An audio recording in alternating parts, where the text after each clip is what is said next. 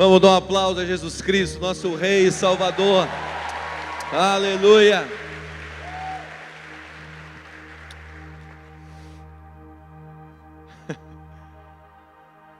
O time que eu torço aqui no estado é o Sport.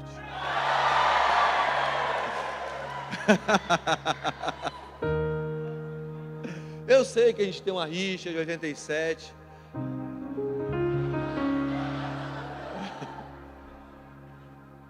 Eu sou o único flamenguista que vai falar isso para vocês. Mas eu fico feliz que a taça fique aqui. Para mim, antes de você sentar, para mim é uma alegria eu estar aqui.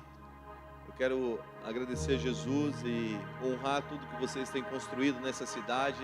Não só nessa cidade, mas eu acredito que o que Deus tem feito aqui vai se espalhar por todo o Nordeste. Quero honrar a vida do pastor de vocês. Muito obrigado, Arthur, Thalita. Vocês são um presente para essa cidade, para essa nação. Vocês têm pastores desejados das nações.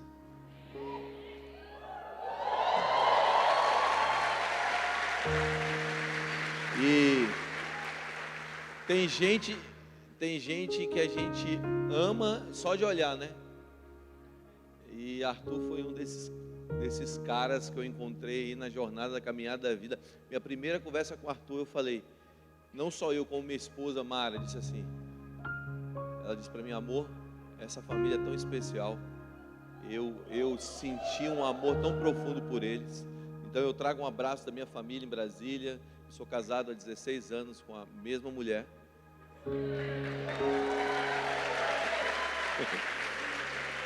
Sou pai de 3 filhos. E só isso basta. Olha para o lado aí e diga, orei a semana inteira para sentar do teu lado, dá um abraço no teu irmão e pode sentar.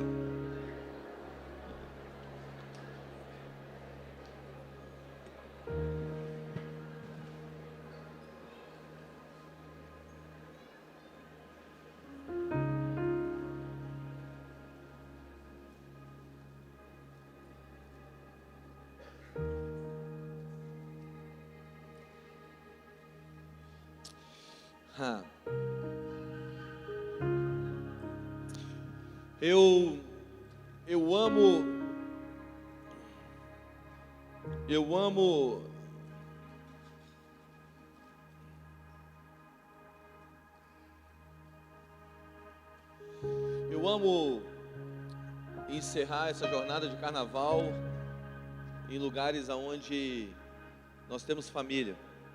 Eu me sinto em casa aqui. Eu digo que a gente não está construindo ministério, a gente está fazendo família. Tem gente que anda viajando e acaba a carreira sem ter feito amigos. Eu valorizo muito mais o que a gente estava fazendo ali atrás, conversando, o que a gente fez no almoço, eu e Arthur. E eu acredito que aqui vai ser só uma extensão desse tempo de conversa e de relacionamento. Eu quero começar com uma história que aconteceu comigo em Goiânia, há uns anos atrás. Eu fui pregar em Goiânia, ali no Goiás, perto da minha cidade. Eu sou de Brasília. Eu fui pregar, quando eu cheguei para pregar naquele lugar, eu terminei de pregar e a próxima sessão eles iam fazer um painel. Não sei se você sabe o que é painel. Painel é aquele negócio que bota um monte de cadeira assim, e as pessoas sentam, e os preletores sentam, o povo, a galera fica perguntando, e a gente fica respondendo. Quando a gente não sabe o que responder, a gente inventa. E aí eu estava com pastores sênior, sabe aqueles pastores da velha guarda, aquela galera mais old school assim, aquela galera que já tem anos de ministério. E o que eu fiz? Eu falei, eu vou sentar na primeira cadeira, porque eu só estou com um pastor tarimbado e com um teólogo. Eu falei, vou sentar na primeira cadeira, por quê? Porque quando a pergunta vier, eu sou o primeiro a responder, porque senão eles vão falar tudo que eu quero falar e vai chegar na minha vez, eu não sei mais o que falar, né? Eu não sei se você pensa essas coisas, mas eu fico pensando essas coisas. E aí eu peguei e sentei na primeira cadeira. E quando eu sentei na primeira cadeira, tinha ali mais três ou quatro ali do meu lado. Eu descobri que minha primeira cadeira não era a primeira cadeira, era a última. E dentro de várias perguntas, a última pergunta que veio foi essa: qual é o principal desafio da igreja brasileira? Qual é o principal desafio da juventude brasileira nesse exato momento? Aí o primeiro pastor, ele disse assim: olha, eu acredito que o principal desafio da igreja brasileira nesse momento, e o grande desafio da juventude, é gerar uma conexão entre a igreja e a sociedade. Muitas vezes nós pregamos, ou nós temos uma qualidade de pregação que isso desconecta a igreja do mundo. Aí eu disse: eu falaria isso. Foi para o segundo. Aí o segundo diz assim: olha, eu acredito que o principal problema da igreja é a maneira que ela lida com as suas finanças. E ele falou um monte de coisa lá. Eu falei: talvez eu falaria isso. E foi chegando perto de mim, tudo que eu ia falar, como eu disse, eles já tinham falado. Aí eu pensei: eu vou falar o que o primeiro falou, porque o que o primeiro falou todo mundo já esqueceu, né? E quando chegou perto de mim, me deram o microfone na mão. Quando eu peguei o microfone, o homem que estava do meu lado, o homem de Deus estava do meu lado, é um teólogo conhecido no Brasil. E eu disse assim, eu peguei o microfone e eu disse: o principal desafio da igreja, o principal problema da igreja é Deus. E eu dei um grito assim, e de verdade eu não sei nem porque eu fiz isso, mas quando eu gritei: é Deus, ficou assim: é Deus, é Deus, é Deus. E sabe quando você fala um negócio, você quer pegar a tua voz de volta, você não dá conta? É o que aconteceu comigo. E aí o pastor que estava do meu lado, esse teólogo, estava mexendo no celular assim. Ele disse: o quê? Deus? E eu cresci num lugar em Brasília, que é uma quadra. Tinha várias gangues em Brasília. Eu cresci numa quadra que era uma quadra meio de gangue, assim, sabe? Então o que você fala, você sustenta. Você falou, tu falou isso, falei. Falo de novo. Mesmo não querendo falar aquilo, você tinha que sustentar, entende? Porque senão você era chamado de frouxo. Então você fala, você sustenta. E na hora que eu falei aquilo, ficou ecoando, eu me veio a memória da minha quadra. E eu perguntei: Deus, por que eu disse isso? E aí me veio uma frase na cabeça. Uma frase de A.W. Tozer, que diz o seguinte. Aí eu disse: A.W. Tozer disse: a primeira coisa que te vem à mente quando você pensa sobre Deus é a coisa mais importante a seu respeito. Por quê? Porque a maneira como você vê Deus define a maneira que você pensa, mas a maneira como você entende Deus é a maneira que você o representa. E eu falei: Deus... E eu disse: Deus se tornou um problema para a igreja, porque quem é Deus? Aí alguém começou a aplaudir, todo mundo começou a aplaudir, e eu disse: ufa, me livrei.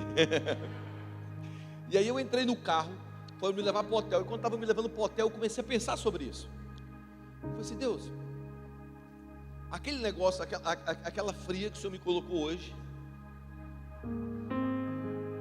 tem algo a mais atrás disso? Pode falar comigo o que o Senhor quer falar. E Ele começou a ministrar no meu coração essa mensagem que eu quero entregar para vocês hoje. Porque eu entendi algo, que se nós entendemos Deus de uma maneira errada, nós o representaremos de uma maneira errada. E a única imagem que o povo, que essa cidade e essa nação tem de Deus, é a imagem ao qual a sua igreja representa, ou a sua igreja revela. Então nós somos responsáveis como igreja de passar a imagem correta de quem é Jesus. Você está comigo? E isso só vem através do conhecimento de Deus. Talvez a maior guerra que nós tenhamos na vida seja uma guerra por conhecimento. Oséias capítulo 6, versículo 3 diz o seguinte: então conheçamos e prossigamos em conhecer o Senhor. A sua saída é certa, certa como a alva, e Ele nos virá como chuva serôdia que rega a terra. O que a Bíblia está dizendo aqui? Ele está dizendo o seguinte: que nós devemos conhecer e prosseguir em conhecer o Senhor. O que significa isso? Significa que o conhecimento de Deus não é algo estático, é algo dinâmico, ok?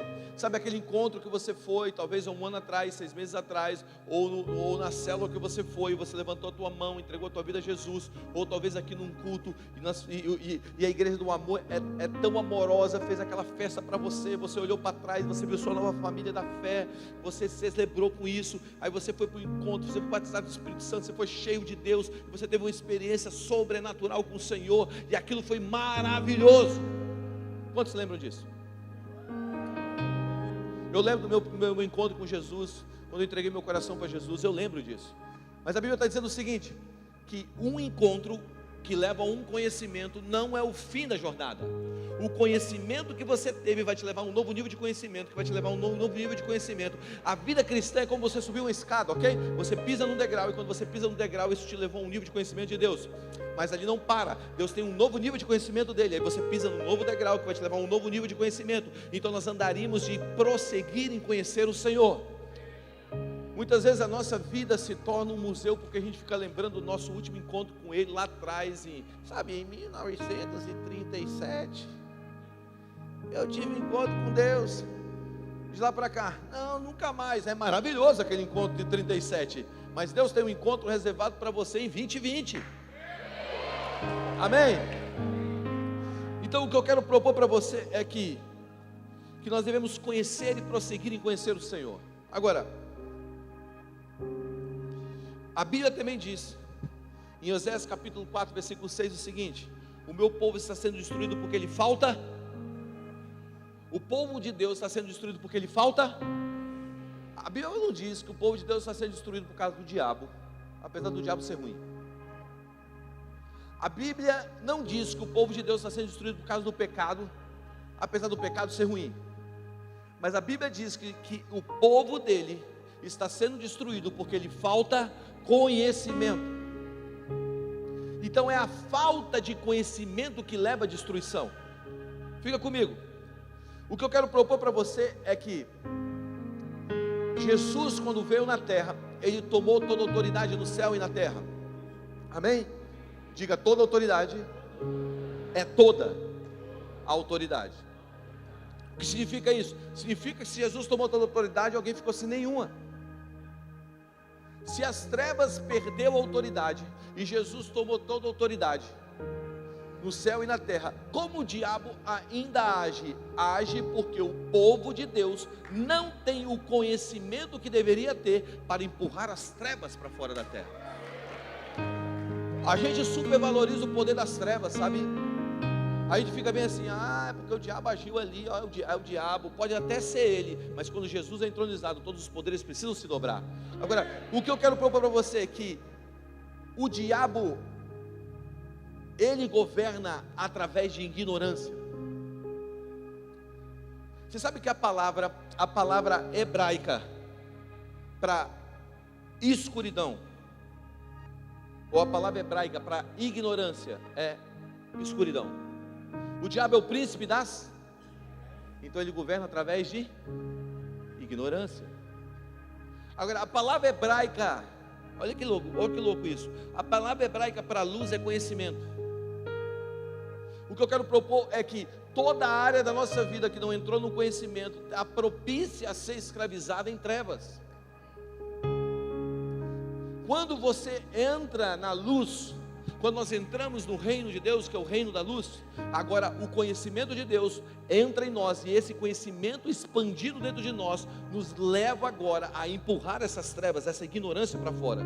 Você sabe que em João capítulo 8, versículo 2, Jesus se autodenomina luz do mundo. Ele diz de novo, lhes falava Jesus dizendo: eu sou a luz do mundo, quem me segue não andará em trevas, pelo contrário, terá luz para a vida. Agora, se a palavra hebraica para luz é conhecimento, e a palavra para ignorância é trevas, talvez esse texto possa ser lido assim: eu sou a luz do mundo, o conhecimento do mundo, quem me segue não andará em trevas, não andará em ignorância, pelo contrário, terá conhecimento, luz para a vida.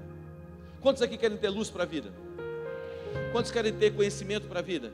O que significa isso? Conhecimento de como você criar os teus filhos, conhecimento de como você construir a tua vida, conhecimento de como você lidar com os seus irmãos, conhecimento de como você lidar com o teu pai que é alcoólatra, conhecimento de como lidar com os problemas da alma, conhecimento de como lidar com uma cidade que está quebrada, que muitas vezes está passando por uma onda de violência. A Bíblia está dizendo o seguinte, que eu, Jesus, eu sou o conhecimento do mundo. Quem me segue não andará em ignorância, não andará em trevas, pelo contrário, terá conhecimento para a vida. Significa o quê? Significa que se nós entrarmos no coração de Jesus, mergulharmos no conhecimento de quem Ele é, nós teremos um conhecimento para a vida.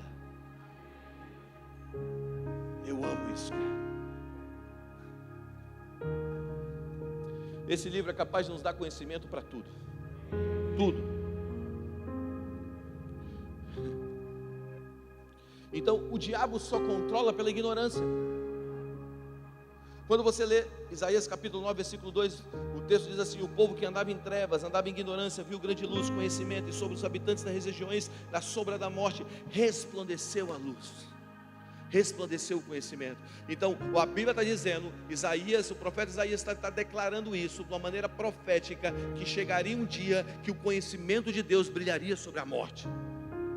Então nosso grande objetivo na vida, o grande objetivo da igreja é conhecer Deus. Presta atenção, segura essa. O teu maior objetivo da vida é conhecer e prosseguir em conhecer Deus. É isso que vai fazer a sua identidade ser firmada de uma maneira correta. Ninguém sabe quem é de verdade sem antes descobrir quem Deus é de verdade. Mateus capítulo 16, Jesus pergunta para Pedro: quem os homens dizem, ou melhor, para os discípulos, quem os homens dizem que eu sou? Uns dizem que você é Elias, outros dizem que você é Jeremias, um dos profetas. Aí Jesus: mas quem vocês dizem que eu sou? A Bíblia diz que Pedro toma a palavra e fala: tu és o Cristo, filho de Deus vivo. Jesus interrompe ele e fala: bem disseste, irmão Barjonas, que não foi carne nem sangue que te revelou, mas foi meu Pai que está no céu. Pedro, tu és pedra, e sobre essa pedra edificaria a minha igreja, e as portas do inferno não prevalecerão contra ela. Dar-te-ei a chave do reino dos céus. Que ligares na terra, terá sido ligado nos céus, e vice-versa. Agora, o interessante, Pedro fala: tu és o Cristo. Jesus fala: tu és a pedra. Jesus falou que Pedro era uma pedra antes dele se tornar alguém sólido. Porque Jesus, ele estava vendo não o que Pedro era, mas ele estava vendo a confissão dos lábios dele. Escuta o que eu vou te dizer: muitas vezes você confessa para ver, você não vê para confessar. Você confessa e depois você se torna. Você se torna pela confissão. E aí algumas pessoas falam que isso é hipocrisia. Não é hipocrisia, é porque no reino de Deus, mais importante é o que você está ouvindo do que você está vendo. Você está comigo? Não é o que você vê, é o que você escuta. Vamos lá, presta atenção. Deus te dá visão pela audição.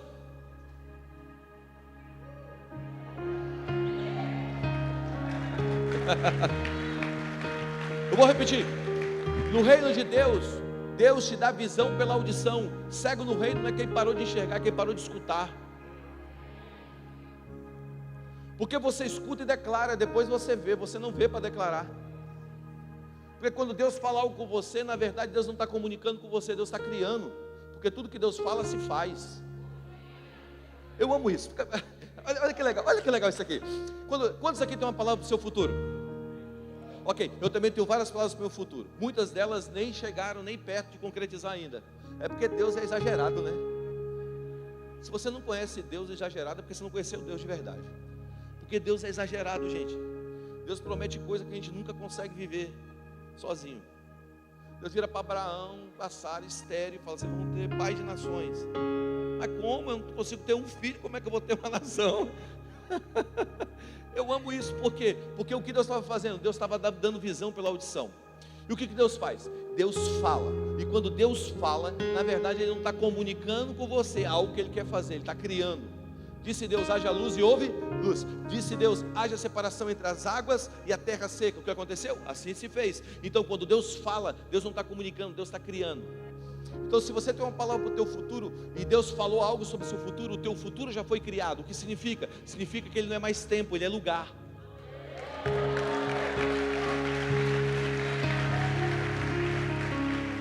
Se vocês têm uma palavra para Paulista, e eu sei que vocês têm, se vocês têm uma palavra para o Recife, se vocês têm uma palavra para o Pernambuco, se vocês têm uma palavra para o Nordeste, se vocês têm uma palavra para o Brasil, e eu sei que essa igreja tem, a palavra que Deus liberou sobre essa casa, já transformou o futuro de tempo para lugar.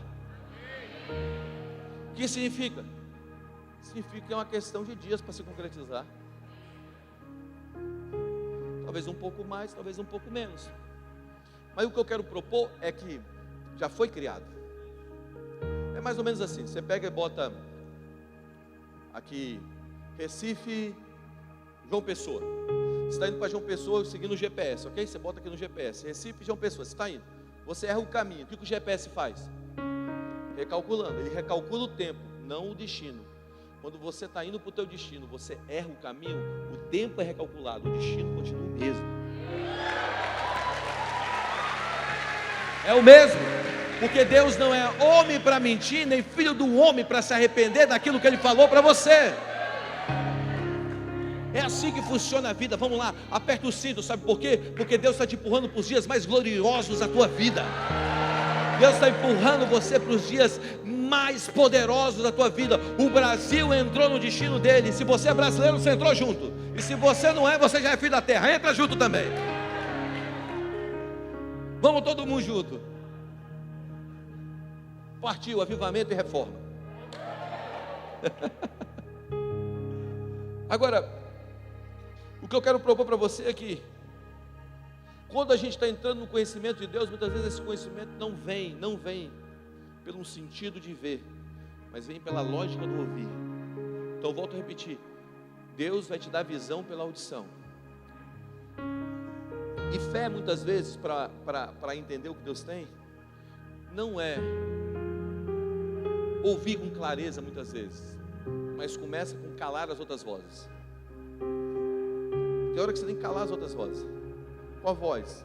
A voz da rejeição do teu pai, da tua mãe, do estupro do teu tio na tua vida, do abandono que você sofreu, da falta de provisão que você cresceu na tua casa, sabe, de tanta mazela que atingiu a tua vida. E muitas vezes o teu único objetivo é calar as outras vozes, porque quando você cala as outras vozes, você ouve o bom pastor dizendo: ei, eu sempre estive lá.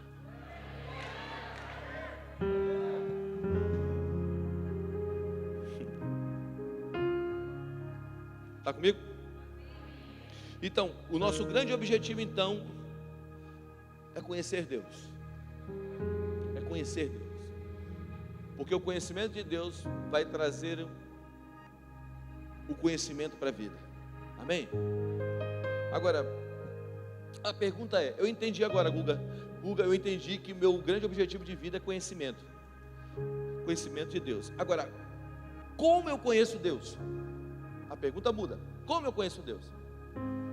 Você conhece Deus através de Jesus, porque Jesus é a perfeita imagem de Deus. Jesus foi o único homem que representou o Pai da maneira exata, sem variação nem para a esquerda nem para a direita. Eu sei que talvez você ame Moisés. Eu vou queimar Moisés um pouco aqui, tá? Eu amo Moisés também, mas Moisés não representou Deus de uma maneira exata. Talvez você ame Davi, mas Davi não representou Deus da maneira exata. Talvez você ame Elias. Elias foi um grande homem, um grande profeta, mas ele não representou Deus da maneira exata. A única pessoa que representou Deus, Pai, da maneira exata foi Jesus Cristo, porque a Bíblia diz que Jesus só fazia o que viu o Pai fazer. Então ele reproduzia na terra aquilo que ele via no céu. Jesus não estava reagindo às trevas, Jesus estava construindo a partir da imagem que ele via no Pai. O que eu quero propor para você é o seguinte: que não existe um conhecimento de Deus sem antes entrar no conhecimento de Cristo, porque o conhecimento de Cristo é o caminho para Deus. Jesus é a perfeita revelação do Pai. João capítulo 14, versículo 9 a 11, depois você pode ler. João 5,19 diz assim: em verdade vos digo que o Filho nada pode fazer de si mesmo, senão somente aquilo que vir o Pai fazer, porque tudo o que este fizer, o Filho também semelhante o faz. João 5,19. Olha o que ele está dizendo: tudo que meu Pai faz, o Filho repete. É isso. Jesus era um espelho da vontade do Pai. Então, como você vai conhecer Deus? Estudando a vida de Jesus. Jesus é lindo, gente. Jesus é o rei que todas as nações desejam. Jesus é um amigo que todos procuram. Jesus é maravilhoso. Você precisa conhecer Jesus a cada dia mais. Sabe, você pode ter o contato com a religião, você pode ter o contato com bons pregadores, e é bom isso, mas você tem que ter um contato pessoal com Jesus Cristo. É quando você está num culto como esse, de repente tudo some, sabe? O pastor some, todo mundo some, e aí você só fica só com ele. Você, uau! Está comigo? Então, eu preciso conhecer Jesus. Ok, então eu preciso entrar no conhecimento de Deus. Eu só conheço o conhecimento de Deus através de Jesus. Como então eu conheço Jesus? Aí, está entendendo? Nós estamos cavando. Existem algumas formas de você conhecer Jesus. Primeiro, a primeira forma, por revelação. Diga revelação. Sabe, existe um conhecimento que você adquire, existe um conhecimento que é revelado. E eu quero propor algo para você. Um homem com revelação sempre irá mais longe do que um homem com conhecimento. A Bíblia diz o seguinte: não se apegue em vosso próprio conhecimento. O que a Bíblia está dizendo, o que Deus está falando através da tua palavra nesse versículo, é que existe um conhecimento que não é adquirido por informação, é um conhecimento que é adquirido por revelação.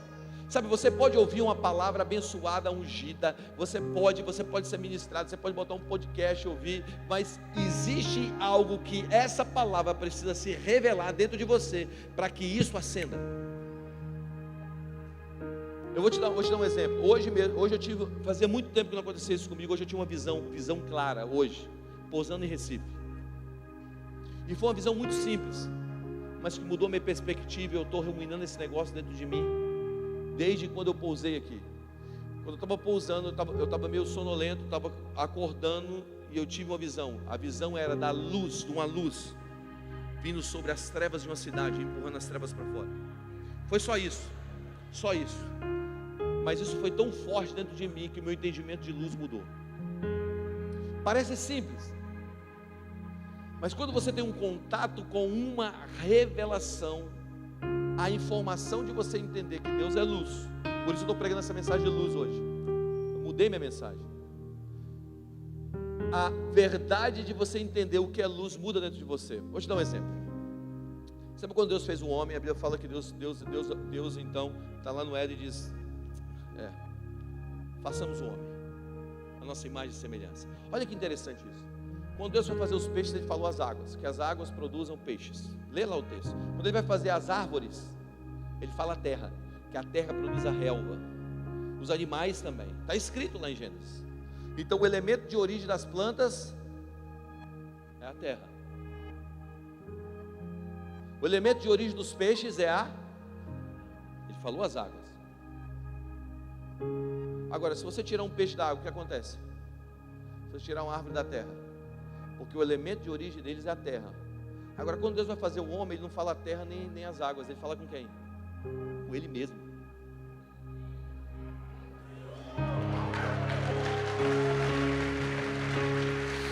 E Ele diz assim: façamos o homem. Porque assim como uma árvore fora da terra, ou melhor, um peixe fora das águas, um homem fora de Deus também está morto.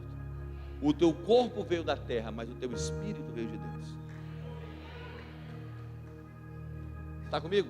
Por isso, quando você entrega a tua vida a Jesus, você vence a morte espiritual. Você já sai da morte para a vida. Agora, fica comigo. Aí Deus vai fazer o homem. Ele fala: vamos fazer então. Façamos o homem.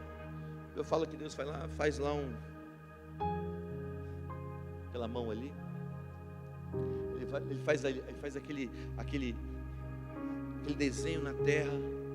Ele sopra o espírito de vida, e o homem se torna então alma vivente, se levanta. E aí Deus começa a falar assim: homem, Adão, é o seguinte, está vendo esse jardim? Cuide dele, preserve ele, cuide dos limites do jardim. Você pode comer de todos os frutos. Tem uma árvore da vida no centro do jardim, você pode comer, mas tem uma árvore do lado, que é a árvore do conhecimento do bem e do mal. Não coma dela, ok? Porque no dia que você comer, você vai morrer. Você entendeu isso, Adão? Entendi. Todas as vezes que você recebe uma revelação, significa que Deus falou com você, ok? Quando Deus fala com você, é uma revelação que Deus está te dando.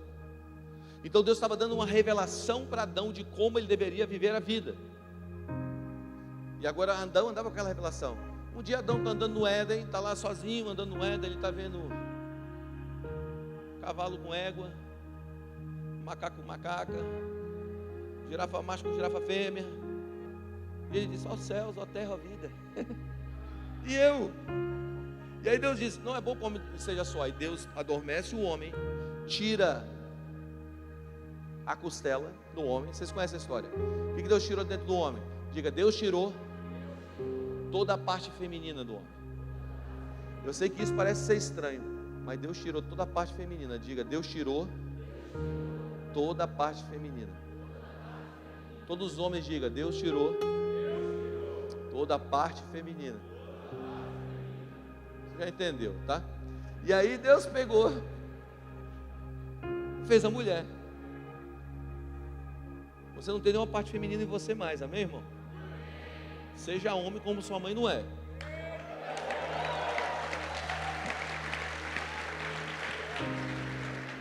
E agora fez a mulher. A Bíblia não diz que Deus virou para a mulher e falou o que ele disse para Adão. Provavelmente Adão compartilha com a mulher. Olha, a gente pode comer tudo fruto, dá um rolê aí, tem um monte ali, tem manga, tem jaca, tem tudo aí. Come aí o que você quiser, mas está vendo essa árvore não come. Quando a serpente entra no Éden, ela vai em quem?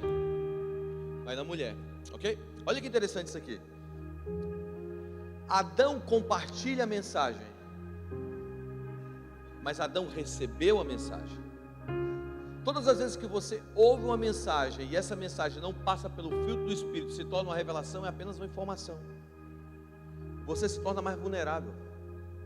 É tão real isso que a cobrança até se torna um pouco menor, porque quando a mulher come o fruto, nada acontece. Está escrito, nada aconteceu. Mas quando o homem comeu o fruto, a Bíblia fala que os olhos foram abertos. Você pode viver uma vida inteira ouvindo mensagem e isso nunca se tornar uma revelação para você. O que eu quero propor para você é que todas as vezes que você receber uma palavra aqui, do Arthur, da Thalita, dos pastores, fala para Deus: Deus, eu quero que isso se torne uma revelação no meu coração. Que não seja só uma informação na minha mente, mas seja uma revelação no meu espírito. Porque olha o que acontece, quando ele come, algo acontece com ele. Os olhos são abertos. E aí Deus chega, e vocês conhecem a história. Deus chega e fala assim: o que aconteceu, Adão? Ouvi a tua voz, tive medo, me escondi. Ok, o que aconteceu? Não, foi a mulher que tu me deste. O que aconteceu, mulher? Não, foi a serpente. Então chama todo mundo aqui. Todo mundo errou e todo mundo vai pagar pelo erro. Serpente, você rastejarás e comerás o pó da terra, a sentença sobre ela. Quantos aqui já viu serpente comendo pó de terra? Ninguém. Quantos já viu serpente comendo tijolo? Não, ela come rato, come sei lá o quê. Por quê? Por que comer pó de terra? O que significa isso? O homem foi feito do pó. Então ele está falando da natureza carnal. Olha, onde tiver natureza carnal será teu alimento, serpente. Então você pode ter certeza, se você está alimentando tua carne, na verdade você está alimentando uma serpente. Cuidado com a anaconda.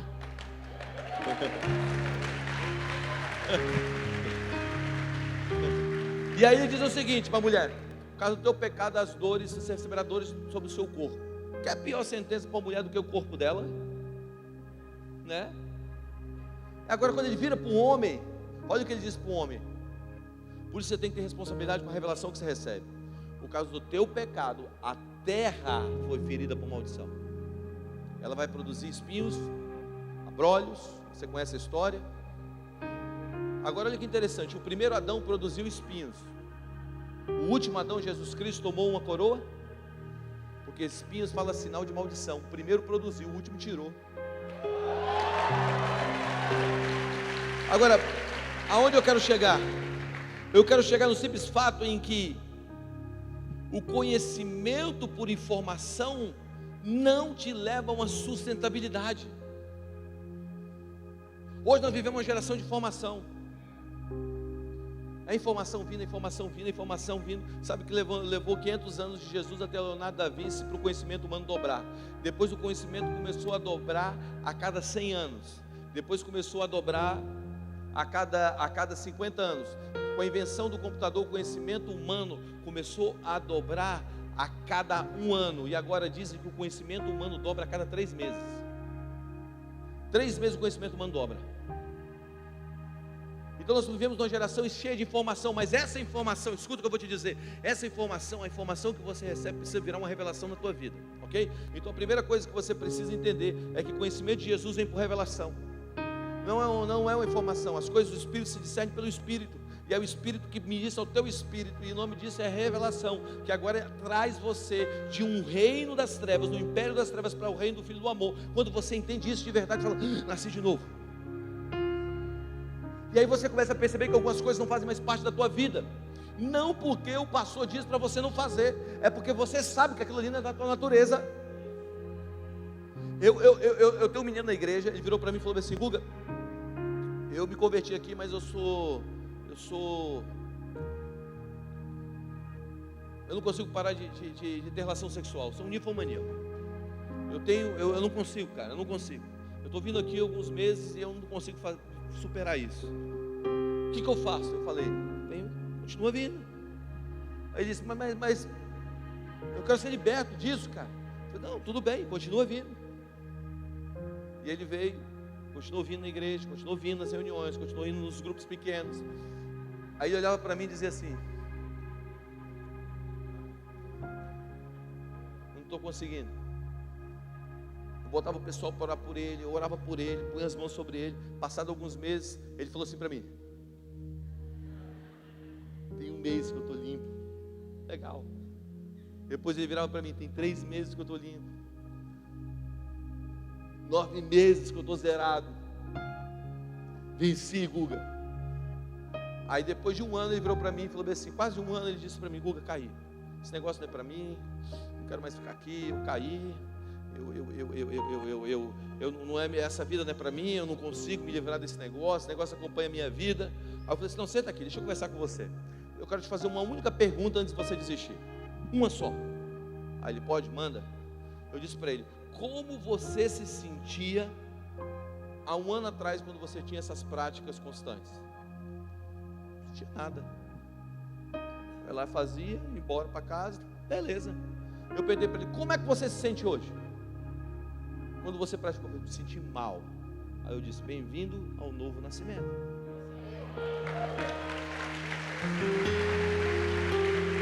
Por quê? Porque agora você tem uma nova natureza e a tua natureza está respondendo à santidade que entrou em você. Está comigo? O que eu quero propor para você é o seguinte, quando você tem uma revelação, você nasce de novo. Segunda coisa, são só 3, tá? A segunda coisa que você entra no conhecimento de Deus é por confiança. Diga confiança. Escuta o que eu vou te dizer.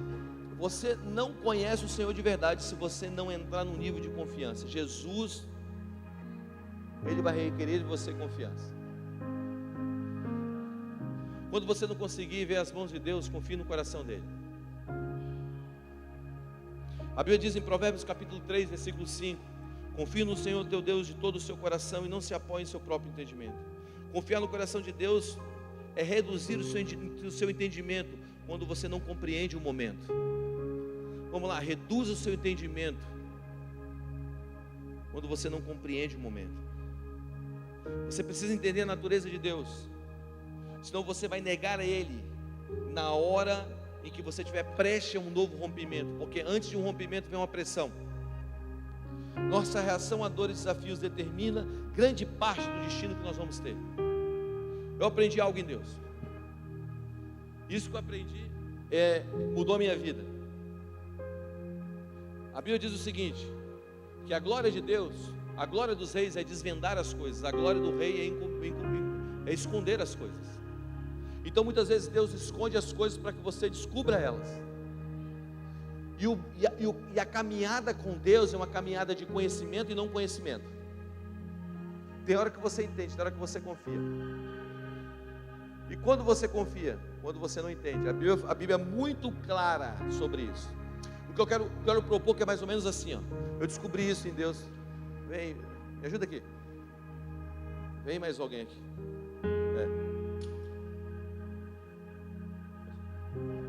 Sérgio, fica aqui na minha frente, Sérgio, virado para lá.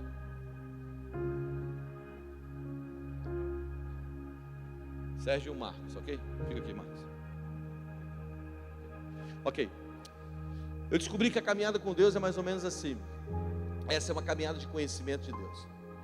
O Marcos representa a nossa vida velha. Quantos aqui viveram o que está escrito lá em Romanos capítulo 10, versículo 9? Com a nossa boca nós confessamos a respeito da salvação, com o nosso coração cremos a respeito da justiça, então nos tornamos salvos. Quantos aqui foram salvos em Jesus Cristo? Ok. No dia que você foi salvo, você deixou uma vida para trás. É ou não é? Você era uma vida louca, você sabe o que você é. E agora você teve um conhecimento de Deus. O que acontece? Você deixou uma vida. Marcos representa a tua nova vida, você andou. Ok? E quando você andou, você ficou entre 2 espaços. Qual espaço? O espaço daquela pessoa que você quer se tornar, o teu alvo que é Jesus. A Bíblia fala que nós deveremos chegar à estatura do varão perfeito, não é isso? Então nós estamos caminhando para encontrar Cristo. Mas quando nós olhamos para trás, nós vemos o espaço de onde nós estamos, ou onde chegamos, para quem nós éramos.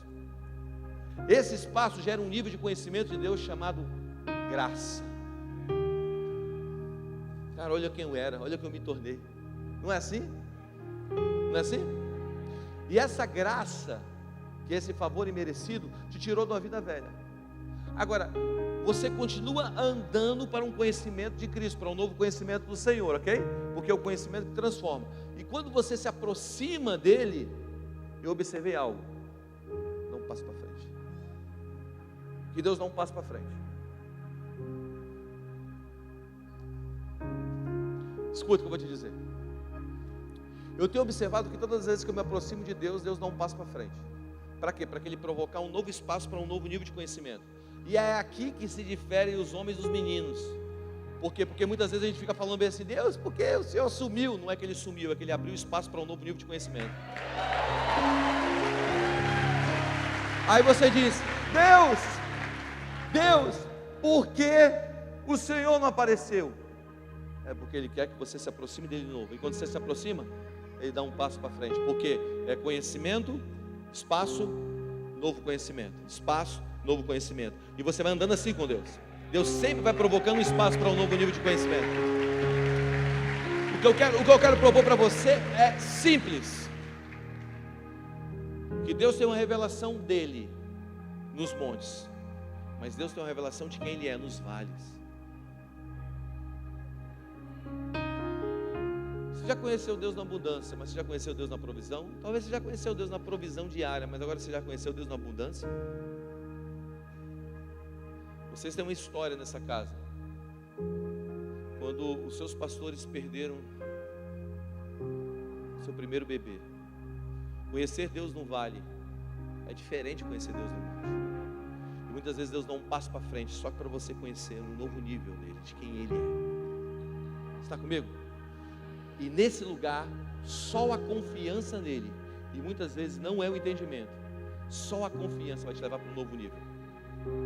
Eu aprendi, eu quero sugerir algo aqui. Se Arthur discordar, depois ele desfaz. Mas eu quero sugerir algo aqui. Alguém já viu aquele livro, As 5 Linguagens do Amor? As 5 Linguagens do Amor. Tem um livro chamado As 5 Linguagens do Amor. Aí tem aquele que é a linguagem da qualidade de tempo, de atos de serviço. A pessoa se sente amada quando você gasta tempo com ela. A pessoa se sente amada quando você dá presente para ela. É uma linguagem de amor. A pessoa se sente amada quando você serve ela. É uma linguagem de amor. Ok? Você pode, se a linguagem de amor da pessoa é qualidade de tempo, você fica dando presente, muitas vezes ela não se sente amada. Eu quero sugerir que a linguagem de amor de Deus é a confiança.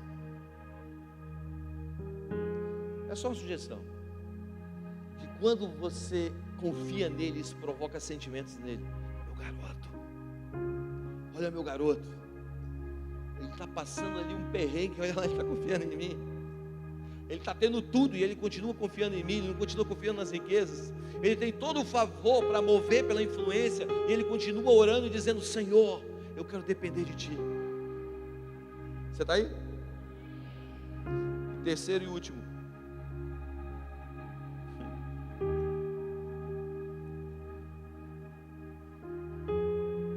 Deixa eu só botar um pontinho aqui.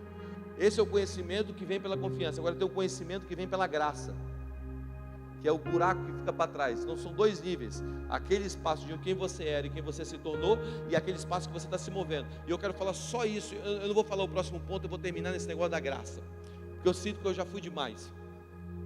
Mas presta atenção. Eu sei que hoje no Brasil muito tem se falado de uma graça, e eu sei que algumas pessoas passaram a linha. Eu entendo isso, mas presta atenção: uma reação ao erro gera outro erro. Então muitas vezes a gente começa a criticar algumas coisas e a gente abre mão do nosso direito de viver naquilo que Deus nos deu. Está comigo? Então não reaja ao erro criando outro erro. É igual prosperidade. A gente não está no reino por causa de prosperidade, mas a prosperidade está no reino. Está comigo? Aí o pessoal fala da teologia da prosperidade, e todo mundo começa a falar mal da prosperidade e começa a criar um outro erro, uma teologia em cima do erro. Presta atenção, não crie teologia, ou não crie uma visão de Deus em cima de erro. Crie uma visão de quem Deus é, em cima da visão certa de quem Ele é, da palavra. Agora, olha que interessante, graça, diga graça. Existe um conhecimento de Deus que é de graça, que vem pela graça, sabe, que Ele é revelado a nós. Eu amo esse conhecimento. Por quê? Porque não é o meu esforço, é o esforço dele. Significa que agora eu não estou lutando pela vitória, eu estou lutando a partir da vitória. Eu não estou lutando para ser amado, eu estou lutando porque eu fui amado. Você entende? Tem gente que faz as coisas para ser amado. Não, você tem que fazer porque você foi amado. E graça, talvez a melhor história de graça, na minha visão, é a história de quando Jacó está velho, os olhos estão escuros, e José, o filho dele, José do Egito, ele vai trazer os seus 2 filhos para Jacó abençoar, e ele cruza os braços. Talvez seja a melhor história. Por quê? Porque ele cruzou os braços. Porque o filho que tinha o direito de receber a mão direita, que é a mão da bênção, agora recebe a mão do esquecimento. Ele cruzou os braços. E eu amo isso, por quê? Porque isso reflete claramente o que Deus fez conosco. Você nasceu no dia errado, e agora o pai cruzou os braços, e o teu irmão mais velho foi esquecido para que você fosse lembrado, e tudo foi consumado nele. Você está comigo? Agora, se tudo foi consumado em Jesus, você precisa viver não pela cruz, mas a partir da cruz. Você está aí? E viver a partir da cruz é viver a partir daquilo que Cristo fez. Então você já é amado. Você não luta para ser amado, você já é amado. Se sinta amado. Porque se você se sentir amado, você não vai viver um evangelho baseado na tua performance, mas na performance daquele que veio antes de você. É João e Pedro. João e Pedro. Pedro virou para Jesus e falou: não vai para a cruz, não se entrega. Ou melhor, se você for, eu vou com você. Eu te amo, eu vou até o fim por você. Aí Jesus vira para ele e fala assim: Pedro, antes que o galo cante, você vai me negar 3 vezes. Não, você não está entendendo, Jesus. Tem gente que briga com Deus, né? Eu te amo, eu vou até o fim por você. Aí o que aconteceu? Negou Jesus. Agora tinha um outro discípulo que ele dizia o seguinte: eu sou o discípulo a quem Jesus ama. Quem foi com Jesus até o fim? Aquele que disse eu te amo, ou aquele que diz eu sou amado?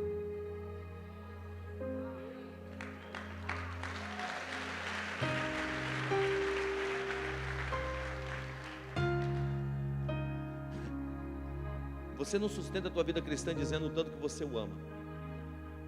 Você sustenta a sua vida cristã quando você diz: eu sou amado, eu me sinto amado. Nós o amamos porque Ele nos amou primeiro. Você só vai amar Jesus de verdade quando você se sentir amado. Você é um filho amado. Você não é um órfão. Você é um filho amado. Você está aí? Quando você conhece Deus pela graça, o Senhor pela graça, você entende isso. E eu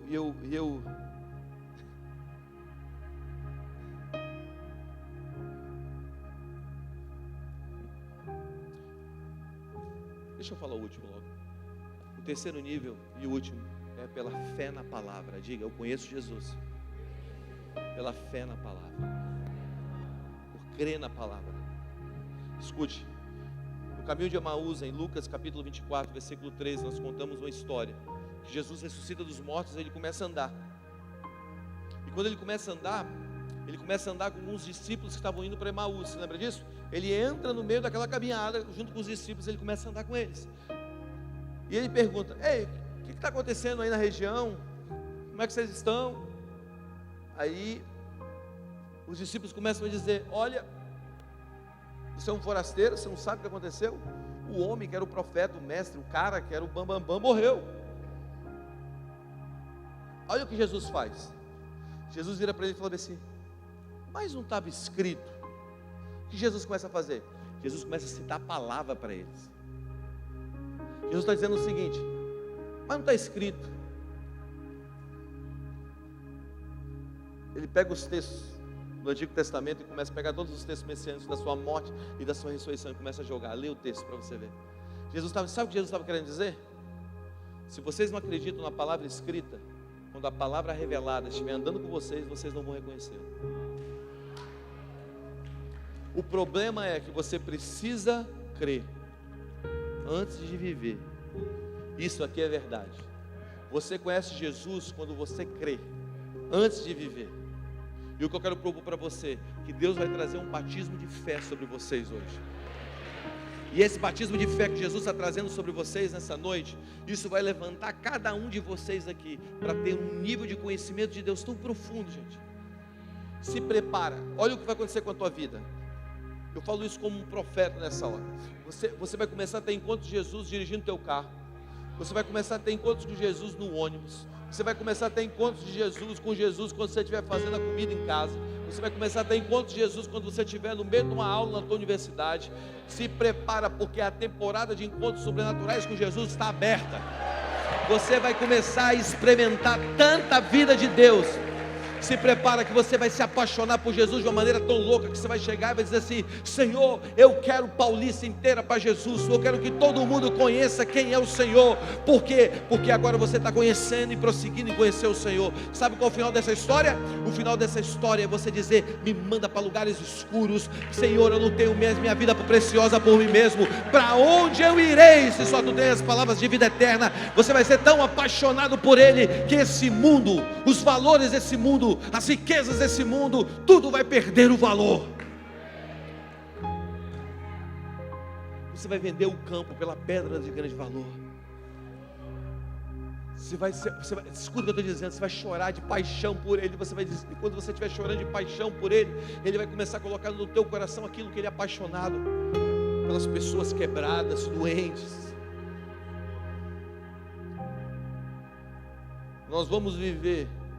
Nós começamos a viver uma temporada de encontros profundos com quem Ele é. Jesus está vivo. Ele está vivo. E Ele está aqui hoje. Por isso eu quero que você fique em pé. Se coloque em pé. Feche seus olhos. Abra suas mãos. O que eu sinto é que Deus vai trazer um batismo agora de conhecimento. Você vai começar a amar tanto a palavra de Deus, cara. Depois dessa noite que você vai dizer: eu não consigo me apartar dessas palavras. Sabe, você vai mergulhar tanto nessa dimensão. O que vai acontecer aqui agora? Você vai ter um encontro com o Senhor. O que eu sinto no meu espírito é que Jesus separou um encontro sobrenatural nessa noite para algumas pessoas aqui. Todos vão ser abençoados, mas existem algumas pessoas que vão ser tocadas tão profundamente que elas vão sair aqui dizendo: eu tenho um destino tão poderoso em Deus. Eu tenho uma fome agora muito maior por Deus. Sabe o que vai acontecer? Deus vai te dar fome, Deus vai te dar sede. E acima de tudo, você vai ter um encontro agora. Se prepara, porque o Espírito de Deus está vindo sobre você. Quando eu terminar de orar, os anjos de Deus vão entrar aqui também. Eles vão encontrar algumas pessoas, ler a história da vida dessas pessoas por essa década. E esse encontro vai mudar a tua vida. Jesus, eu oro agora para que teu Espírito seja derramado aqui. O Espírito Santo que nos revela Jesus, aqueles que o Senhor tem separado nessa noite para um encontro pessoal e sobrenatural, que o Senhor assim faça. Eu oro para que os seus anjos entrem aqui, Jesus, com pergaminhos nas mãos, para ler a década da vida dos seus filhos, para liberar o destino deles, para uma transformação desse estado. Só abra suas mãos e espere. Só abra suas mãos e espere, só espere. Vai acontecer. Quando você começar a sentir um fogo sobre as suas mãos, o teu corpo recebendo algum tipo de manifestação, só vocês primeiro, é porque Deus está marcando esse encontro com você. Essas pessoas que forem recebendo isso, quando isso for aumentando, você se move para frente. Só espere, abre as mãos.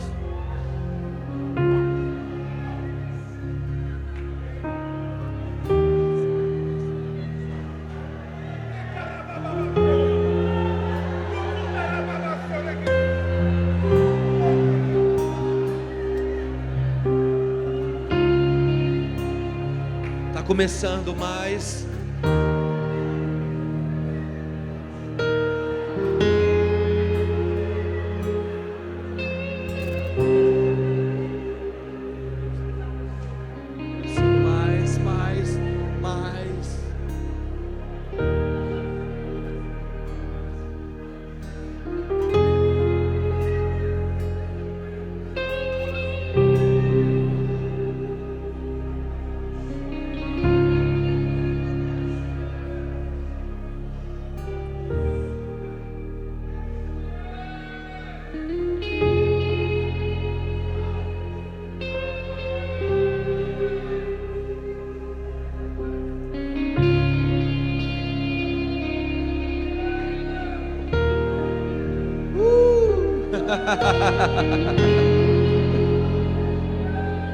Aumenta mais a tua presença.